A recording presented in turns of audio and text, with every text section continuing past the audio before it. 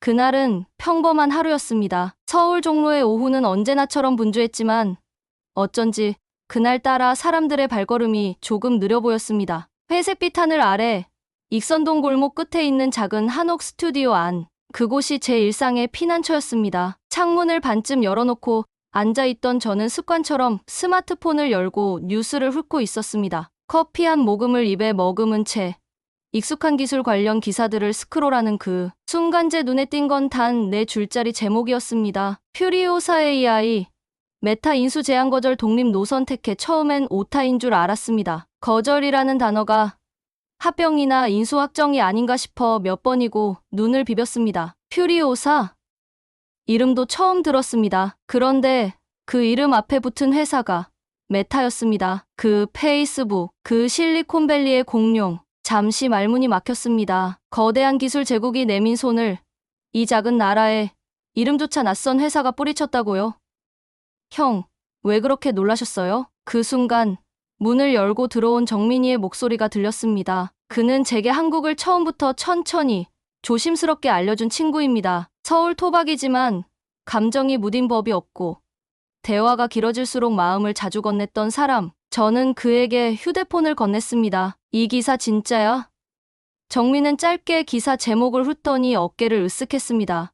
네. 진짜예요. 요즘 스타트업들 생각보다 안 물러서요. 그는 태연하게 대답했지만 저는 갑자기 숨을 깊이 들이켜야만 했습니다. 이건 단순한 비즈니스 뉴스가 아니었습니다. 제게는 그보다 훨씬 더 묵직한 감정의 물결처럼 다가왔습니다. 서울에 처음 왔을 때가 떠올랐습니다. 그때는 모든 것이 너무 빨라서 따라잡기 버거웠습니다. 지하철 속 사람들의 발걸음, 휴대폰을 보며 말없이 식사하는 직장인들, 그리고 쉴 틈 없이 바뀌는 간판과 트렌드. 그 속에서 저는 늘 이 나라가 외부를 향해 달리는 나라라고만 생각했었습니다. 늘 미국의 플랫폼을 따라잡으려 애쓰고 해외 브랜드에 민감하게 반응하고 자기 것보다 외부의 기준을 먼저 눈치 보는 나라라고. 하지만 오늘 그 짧은 기사 한 줄이 제 인식을 송두리째 바꾸려 하고 있었습니다. 퓨리오사 AI. 솔직히 이름만 보면 게임 회사 같기도 했습니다. 하지만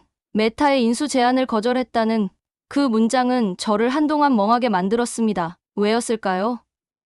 그건 단지 경제적 결정보다는 존엄에 대한 선언처럼 들렸기 때문입니다. 정민과 함께 커피를 마시며 저는 기사 내용을 다시 정독했습니다. 엔비디아 대항마, HBM3 최초 탑재, 자체 설계. 알아들을 수 없는 기술 용어들 사이에서 한 단어가 유독 눈에 들어왔습니다. 독자적 개발. 그 단어 하나에 저는 왠지 모르게 제 어린 시절이 떠올랐습니다. 13살의 어느 여름, 캘리포니아의 작은 마을에서 아버지는 제게 낡은 나무 상자를 건네주셨습니다. 이건 내가 만들 책장이다. 나사도, 망치도 내가 골라라. 처음엔 왜 이런 불편한 방법을 강요하는지 이해할 수 없었습니다. 하지만 그 여름 내내 망치를 들고 나사를 돌리고 나무결 사이로 손가락을 베이면서도 끝내 책장을 완성했을 때 비로소 저는 그 책장을 팔지 않겠다고 결심했었습니다. 기울고 엉성해도 그건 내 손으로 만든 거지였기 때문입니다. 퓨리오사 AI가 거절이라는 선택을 한 순간 그 기억이 떠오른 건 우연이 아니었을 겁니다. 정민은 조용히 말했습니다. 형, 한국은요 한번 빼앗기면 오래 기억해요. 그래서 쉽게 주지 않으려 해요. 이번 거절도 그 기억에서 나온 걸지도 몰라요. 그의 목소리는 나직했지만 비로소 제가 알아야 할 이 나라의 핵심을 보여주는 듯했습니다. 이곳은 단지 빠르고 효율적인 나라가 아니라 오래도록 참고 버티고 기억하는 나라라는 것을.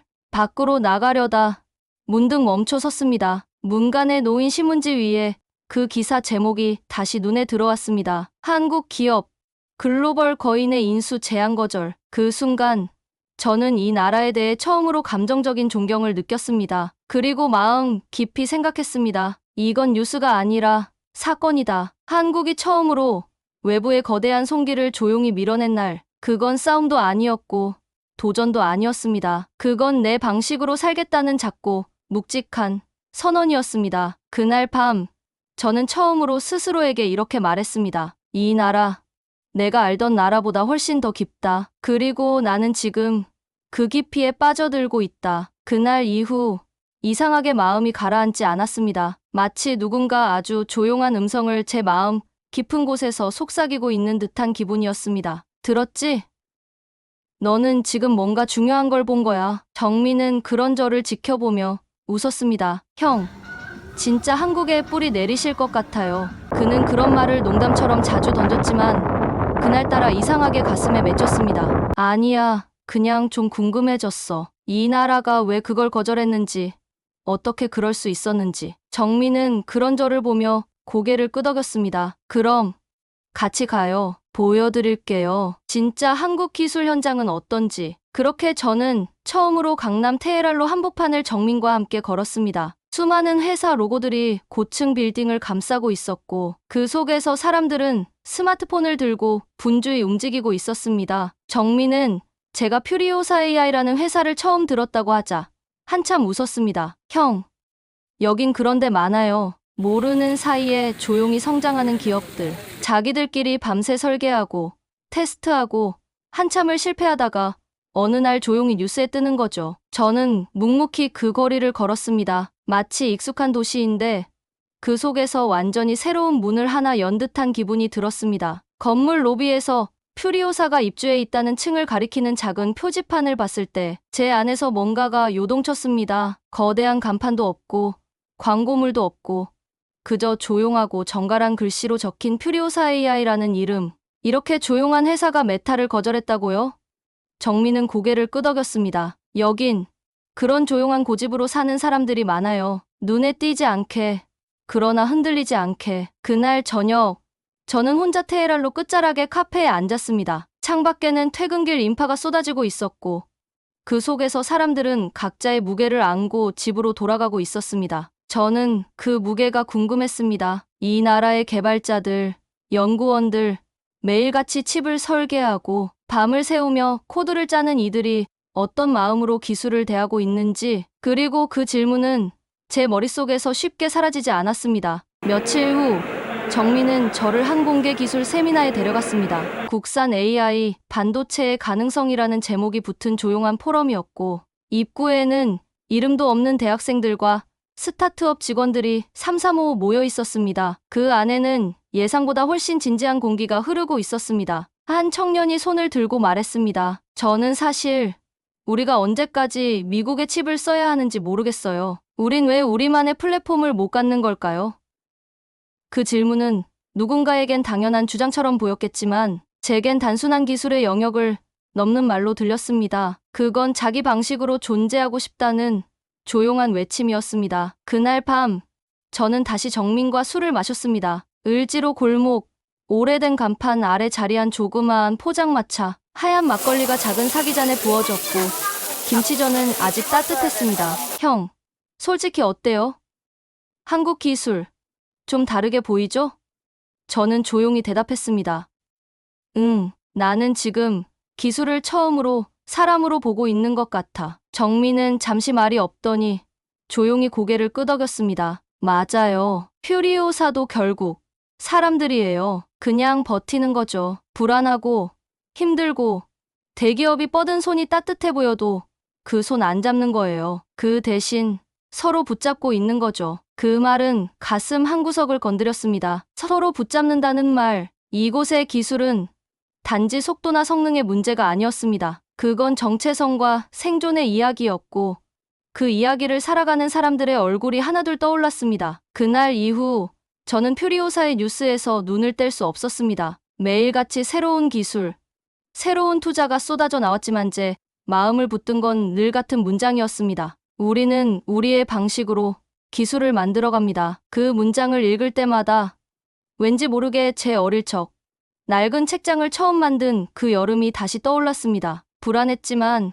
기울었지만, 그럼에도 직접 만든 책장 앞에 섰을 때 느꼈던 그 작고 묵직한 자존심처럼. 그리고 저는 알게 되었습니다. 퓨리오사 AI의 선택은 한 기업의 이야기가 아니라 이 나라 전체가 숨기고 있던 조용한 자기 증명의 시작이라는 것을. 미쳤다. 그날 맥주잔을 내려놓던 데이비드의 입에서 튀어나온 첫마디였습니다. 명동의 수제 맥주 펍.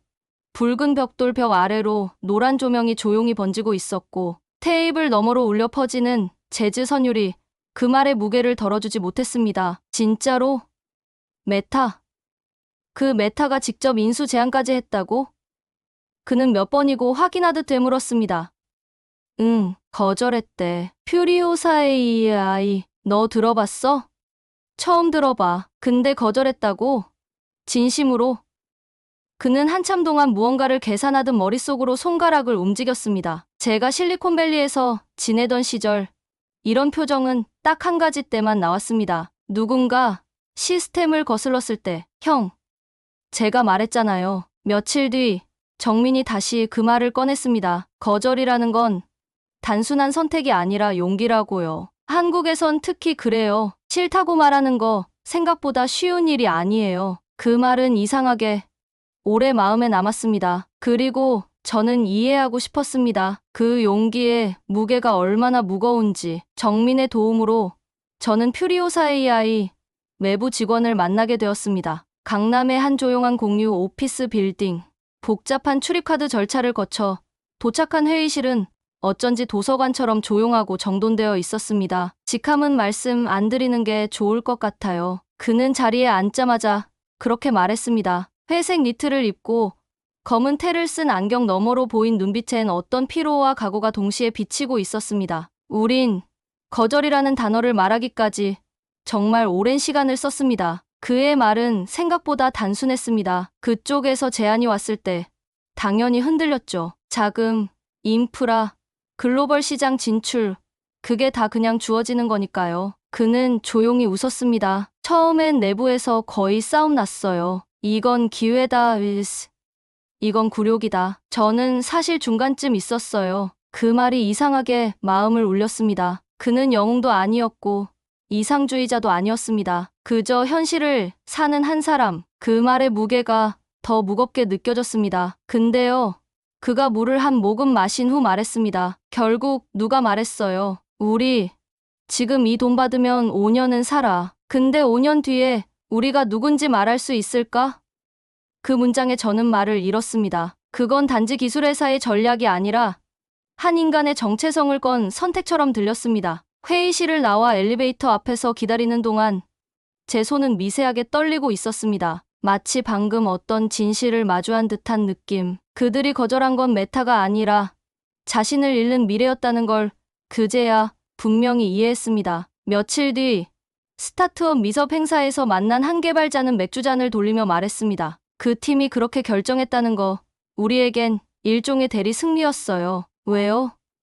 우린 매일 무너질까봐 두려워하거든요. 벤처 캐피털 한 줄기, 외국 파운드리 한 줄기 다 누군가의 허락 없인 아무것도 못하니까. 근데 누군가가 그걸 거절해줬다는 게 말로 다 못할 위로였어요. 그날 밤 저는 오래된 택시 안에서 창밖 서울의 밤거리를 바라보며 생각했습니다. 거절이 위로가 될 수 있다면 그건 아마도 지금 이 사회가 얼마나 많은 것을 양보하며 버티고 있는지를 의미하는 거겠지? 그 생각이 마음을 오래 잡아당겼습니다. 며칠 뒤 정민과 다시 만났을 때 저는 조용히 그에게 물었습니다. 정민아, 너라면 그 상황에서 거절했을까? 그는 잠시 말이 없더니 막걸리 한 모금을 들이켰습니다. 글쎄요, 솔직히 모르겠어요. 근데 누군가는 해야 했던 것 같아요. 그 말은 정답이 아니었지만 정말 진심 같았습니다. 그리고 저는 점점 더 이 나라가 보이기 시작했습니다. 겉으로는 늘 정돈되어 있고 고개 숙이고 일하는 사람들로 가득하지만 그 안엔 참 많은 참음과 포기가 조용히 쌓여 있었습니다. 그래서 그 참음 속에서 나온 단 한 번의 거절은 이 나라 전체에 울림이 되었던 겁니다. 그것은 이기적인 선택이 아니라 모두를 위한 묵직한 응답이었습니다. 그날 이후 저는 이 질문을 스스로에게 묻고 있습니다. 나는 내 삶에서 무엇을 거절할 수 있을까? 그 대답은 아직 모르겠습니다. 하지만 퓨리오사의 결정을 본 뒤 한 가지는 분명해졌습니다. 거절은 약자의 언어가 아닙니다. 그건 스스로의 이름을 잃지 않으려는 사람들의 가장 조용하고 가장 뜨거운 선택입니다. 형, 근데 거절했다고 다 끝나는 건 아니잖아요. 정민의 그 말은 오히려 대답 없는 질문처럼 가슴에 박혔습니다. 거절은 시작이었습니다. 그리고 그 시작은 때로는 외로움이라는 이름의 굴레를 동반했습니다. 저는 다시 퓨리오사 AI의 건물로 향했습니다. 이번엔 정민 없이 혼자였습니다. 회의실이 아닌 로비에 놓인 소파에 앉아 건물 안으로 들고 나는 사람들을 유심히 바라보았습니다. 한 젊은 남자가 택배 박스를 끌고 지나가다가 잠시 휴게 공간에 앉아 숨을 골랐습니다. 이마엔 땀이 맺혀 있었고 오른손엔 코드 빼곡한 설계 노트가 들려 있었습니다. 저는 망설이다가 그에게 말을 걸었습니다. 퓨리오사에서 일하시나요? 그는 순간 놀란 눈으로 저를 보다가 고개를 끄덕이며 짧게 웃었습니다. 네, 칩 테스트 쪽입니다. 그날 우리는 건물 1층 조그마한 편의점 옆 벤치에서 대화를 이어갔습니다. 그는 말을 많이 하지 않았습니다. 하지만 잠시 말을 멈출 때마다 그의 눈빛에는 수면 위로 떠오르지 않는 무언가가 어른거렸습니다. 사실 거절하고 나서 분위기 좋지만은 않았어요. 그는 작게 말했습니다. 대표님은 밤에 혼자 사무실에서 불 끄고 앉아 계셨고 우린 다음날 오전에 모니터만 보면서 괜히 키보드 두드리기만 했어요. 그 말은 숫자나 기술로 설명할 수 없는 침묵의 기억 같았습니다. 그는 종이컵에 자판기 커피를 따르며 말했습니다. 그날 이후 우리 다들 한 번씩은 그런 생각했어요. 이게 맞는 걸까? 우리가 버텨낼 수 있을까? 그 문장이 낯설지 않았습니다. 그건 회사의 고민이기도 했고 사람의 고민이기도 했습니다. 그는 이어 말했습니다. 우린 팔릴 수도 있었어요. 솔직히 그게 나쁜 건 아니잖아요. 살아남기 위해선 어쩔 수 없는 선택일 수도 있었죠. 그는 종이컵을 들고 말없이 창밖을 보았습니다. 벚꽃이 흩날리는 거리. 점심시간이 끝나갈 무렵의 따사로운 공기 속에서 그의 고백은 참으로 담담했습니다. 근데요, 형, 그가 갑자기 제게 말을 돌렸습니다. 형은 자기가 만든 걸 팔아본 적 있어요? 그 질문은 단순한 비유가 아니었습니다. 그건 정말로 그가 묻고 있는 진심이었습니다. 저는 잠시 머뭇거렸습니다. 생각해보니 제 손으로 만든 것을 처음으로 팔았던 건 대학 시절 만든 디자인 앱이었습니다. 그때 저는 누군가에게 인정받았다는 기쁨에 취했지만 정작 이후 몇 달 동안은 내가 만든 게 누군가의 이름으로 불리는 현실에 어쩐지 외면당한 듯한 기분이 들었었습니다. 그래서 말했습니다. 팔고 나서 마음이 공허했어요. 그는 고개를 천천히 끄덕였습니다. 그 마음, 저희 대표님도 알았던 것 같아요. 그 말 뒤 그는 조용히 사무실로 돌아갔습니다. 그리고 저는 그가 마셨던 종이컵을 조심스레 쓰레기통에 버리며 문득 한 가지 감정이 차올랐습니다. 쓸쓸한 자존심. 이 나라의 많은 기술자들이 지키고 싶은 건 어쩌면 팔지 않음이 아니라 지워지지 않음이었을지도 모릅니다. 며칠 뒤 저는 정민과 다시 을지로 골목을 걸었습니다. 철제 간판이 삐걱대는 오래된 인쇄소 거리, 흑백 사진이 아직 걸려있는 미용실 앞, 그리고 창고처럼 보이지만 여전히 열려있는 철공소. 여기도요. 형, 다들 살릴 수도 있었던 가게들이에요. 근데 그냥 자기 식대로 버틴 거죠. 누가 알아주든 말든. 그 말이 벚꽃보다 더 뭉클했습니다. 사라지지 않기 위해 지키려 애쓴다는 말이 이렇게 도시 곳곳에 기술과 감정 속에 박혀 있다는 걸 저는 이제야 조금씩 느끼기 시작했습니다. 정민은 저를 오래된 단골 식당으로 데려갔습니다. 할머니가 운영하시는 김치찌개집. 벽에는 1990년대 연예인 사진들이 노랗게 발에 붙어 있었고 라디오는 아직도 테이프를 돌리는 듯한 소리였습니다. 형, 여기도 퓨리오사랑 비슷해요. 어떻게? 여긴 프랜차이즈에서 몇 번이나 인수 제안했대요. 간판 바꾸고 인테리어만 해주면 월세 지원하겠다고. 근데 할머니가 거절했대요. 이 집 냄새는 내가 만든 거야. 그러셨대요. 저는 순간 말문이 막혔습니다. 이 집 냄새 익숙한 된장과 고춧가루, 낡은 팬에서 기름기 도는 김치 냄새. 그건 팔 수 없는 기억이었습니다. 식당을 나서며 저는 생각했습니다. 퓨리오사 AI의 거절은 이 식당의 간판을 지킨 할머니의 고집과 닮았다고. 이 나라는 그렇게 기술과 기억과 정서가 분리되지 않는 나라였습니다. 팔지 않는다는 건 거절이 아니라 기억을 지킨다는 뜻이었습니다. 그리고 저는 그제야 깨달았습니다. 이 나라의 기술은 그냥 숫자와 코드가 아니라 사람의 삶이 묻어있는 마음의 형태라는 것을. 그리고 그것이 지켜졌기에 퓨리오사 AI의 거절은 단순한 결정이 아닌 한 사회 전체의 감정적 해방이 될 수 있었던 것입니다. 봄비가 내리던 날이었습니다. 우산을 쓰지 않고 남산 도서관 옆 벤치에 앉아 있었습니다. 젖은 공기, 나뭇가지 사이로 흘러내리는 물방울, 그리고 종이 신문 위로 떨어지던 조용한 빗소리. 700억 자금 유치 국산 AI 반도체, 본격 양산 압도. 비에 젖은 그 활자들은 이상하게 더 뚜렷하게 읽혔습니다. 그 기사는 이제 더 이상 뉴스가 아니었습니다. 그건 누군가의 증명서처럼 느껴졌습니다. 그때 제 옆에 중학생쯤 되어 보이는 아이가 앉았습니다. 젖은 운동화, 투명한 우비, 그리고 약간은 들뜬 눈빛. 그 아이는 휴대폰을 들고 뭔가를 빠르게 읽고 있었습니다. 화면을 살짝 들여다보니 퓨리오사 AI라는 단어가 눈에 들어왔습니다. AI에 관심 있어요? 조심스럽게 물었습니다. 그 아이는 살짝 놀란 듯 고개를 들더니 수줍게 웃었습니다. 네, 발표 준비하고 있어요. 퓨리오사요. 그 칩이요. 레니게이드. 네, 우리나라에서 만든 거잖아요. 이제 외국 거 안 쓰고 우리가 만든 걸로 해볼 수 있다고요. 그 말은 단순한 사실처럼 들렸지만 제 가슴엔 이상하게 큰 울림으로 다가왔습니다. 며칠 뒤 서울대에서 열린 기술 포럼에 초청받았습니다. 세련된 강의실, LED 조명이 반짝이는 무대, 그리고 좌석마다 놓인 작은 커피와 이름표. 그 자리에 앉은 20대 청년들은 정말 조용하고 진지한 표정으로 연사들의 말을 듣고 있었습니다. 한 중년의 전자공학 교수가 말했습니다. 여러분, 퓨리오사의 결정은 산업 뉴스가 아닙니다. 그건 한국 기술의 정체성에 대한 신호였습니다. 우리는 지금 누군가의 복제품이 아닌 자기 목소리를 설계하려는 출발선에 서 있습니다. 그 순간 조용하던 강의실 안에서 몇몇 학생들의 눈빛이 미세하게 흔들렸습니다. 그건 감동이 아닌 책임의 그림자처럼 보였습니다. 그들은 이제 물려받을 것이 아니라 지켜야 할 것을 발견한 얼굴들이었습니다. 그날 강의가 끝난 뒤 한 남학생이 제게 다가와 인사를 건넸습니다. 저 혹시 기사 쓰시는 분이세요? 아니요.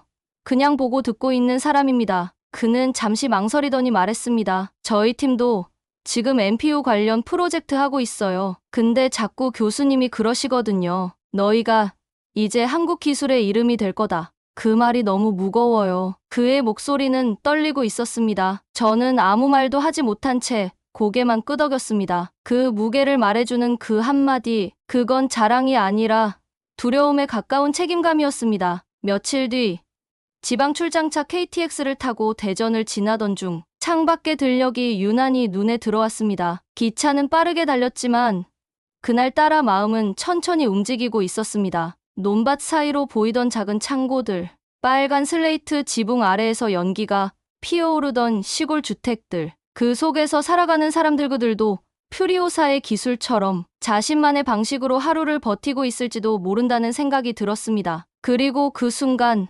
정민에게 문자를 보냈습니다. 기술이란 게 원래 이렇게 따뜻한 거였을까? 그는 곧바로 답장을 보냈습니다. 형, 기술도 결국 사람이 만든 거니까요. 따뜻한 사람이 만들면 따뜻한 기술도 나오는 거죠. 그 말은 이상하게 뭉클했습니다. 그동안 제가 알고 있던 기술은 속도, 성능, 데이터, 효율 같은 단어들이었지만 이제는 그 안에 사람의 온도가 느껴졌습니다. 며칠 후 저는 퓨리오사 AI 본사 앞을 다시 찾았습니다. 건물 안으로는 들어가지 않았습니다. 그저 카페에 앉아 그곳을 바라보며 커피를 마셨습니다. 이곳에서 시작된 한 선택이 남산의 학생을, 서울대의 연구실을, 그리고 KTX를 타고 내려가는 제 마음을 어떻게 이렇게 바꾸었을까? 그 질문은 대답이 필요 없는 것이었습니다. 그저 변화가 이미 시작되었다는 사실만으로도 충분했기 때문입니다. 카페 한쪽 벽에는 이런 문구가 쓰여 있었습니다. 작지만 단단하게, 느리지만 흔들리지 않게. 그건 이 나라의 기술에 대한 가장 정확한 정의 같았습니다. 그리고 동시에 이 나라의 마음을 설명하는 말이기도 했습니다. 퓨리오사 AI는 메타를 거절했습니다. 그러나 그 거절은 미래를 멀리한 것이 아니라 가장 가까운 사람들부터 지키기 위한 선택이었습니다. 그리고 그 선택은 곧 이 사회가 향하고자 하는 방향, 즉 자기 방식으로 성장하는 기술국가의 시작이었습니다. 이제 저는 알게 되었습니다. 한국은 단지 빠르게 앞서가는 나라가 아닙니다. 이 나라는 속도를 줄여서라도 지워지지 않을 이름을 남기고자 하는 나라였습니다. 서울에 처음 왔을 때 저는 이 나라와 사랑에 빠질 수 있을까? 라는 질문을 스스로에게 자주 던졌습니다. 그리고 한참을 고민하다가 늘 아니라고 답했었습니다. 너무 바쁘고, 너무 말이 없고, 감정 표현이 적고, 거리두기가 자연스러운 이 사회는 제게 너무 낯설게 느껴졌습니다. 그런데 지금 이 도시의 밤을 걷고 있는 저는 정확히 그 이유 때문에 이 나라를 사랑하게 되었습니다. 익선동 골목길, 봄밤, 전등 아래 반쯤 마른 빨래가 살랑이고 젖은 골목길엔 가로등, 불빛이 번져 있었습니다. 무릎까지 걷은 한복을 입은 관광객, 비닐봉지를 든 채 퇴근하는 아저씨, 그리고 간판 불이 꺼진 분식집 안에서 조용히 손님 없이 라면을 끓이던 아주머니, 그 장면들이 한국이라는 이름보다 먼저 사람의 표정으로 기억되었습니다. 그날 밤, 저는 정민과 마지막 술자리를 가졌습니다. 을지로 한 포장마차, 붉은 비닐 천막 아래로 소주잔이 부딪히는 소리, 바닥은 젖어 있었고 라디오는 오래된 발라드를 틀고 있었습니다. 형, 한국에서 제일 기억에 남는 게 뭐예요? 그 질문에 저는 대답을 머뭇거렸습니다. 그리고 잠시 말없이 앉아 있다가 조용히 말했습니다. 식은 김밥. 정민은 처음엔 이해하지 못한 얼굴로 절 바라보더니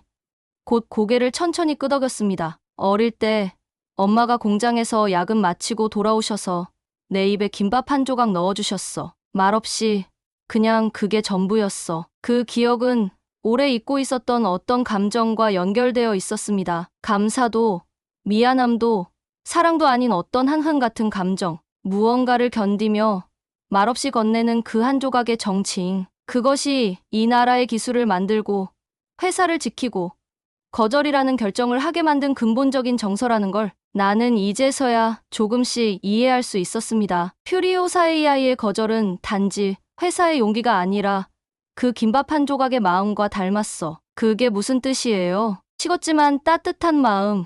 버티고 싶어서 버틴 게 아니라 버티지 않으면 사라져버릴 것 같아서 지키는 마음. 그 말을 하고 나니 어쩐지 눈가가 시큰해졌습니다. 며칠 뒤 한국을 떠나기 전 마지막 날, 저는 광화문을 천천히 걸었습니다. 세종대왕 동상 앞에서 사진을 찍는 외국인들, 분수대 앞에서 손을 흔드는 아이, 그리고 동상 앞에서 고개를 조아리는 어르신. 그 풍경은 마치 이 나라가 스스로에게 인사하는 장면 같았습니다. 고맙다. 버텨줘서. 고맙다. 팔리지 않아서. 고맙다. 우리 이름으로 남아줘서. 저는 택시에 올라타 공항으로 향했습니다. 차창 밖으로 도시의 불빛이 흘러가고 그 빛 사이사이에 수없이 많은 이름 모를 사람들이 떠올랐습니다. 한겨울에 납땜하던 기술자, 거절 통보서를 프린트하던 비서, 아이의 눈빛을 바라보며 기술을 설명하던 선생님, 가게 문을 닫으며 버티는 김치찌개집 할머니. 그들은 이 나라의 기술 그 자체였고 그들이 만든 선택이 저 같은 외국인의 마음마저 움직였습니다. 이제 저는 압니다. 이 나라는 자신을 증명하기 위해 누구보다 오래 침묵해왔고 누구보다 조용히 뜨겁게 걸어왔다는 것을. 그리고 그 뜨거운 침묵 속에서 이야기 하나가 싹 텄습니다. 사랑은 때로 설명 없이 찾아옵니다. 그리고 이 사랑은 거절이라는 선택에서 시작되었습니다. 혹시 지금 무언가를 지키고 계신가요? 설명할 수 없는 이유로, 남들에겐 보이지 않는 마음으로 혼자 감당하고 계신가요? 그렇다면 당신은 이미 누군가의 미래를 만들고 있는지도 모릅니다. 지금 이 순간도. 그래서 저는 이 나라를 다시 사랑하게 되었습니다. 빠른 나라가 아니라 깊은 나라. 모든 것이 팔리는 세상에서 팔리지 않기로 선택한 그 고요한 고집을 가진 이 나라를. 사연 재미있게 들으셨나요? 좋아요와 구독은 저에게 큰 힘이 됩니다. 사연자의 긴 사연 들어주셔서 감사합니다.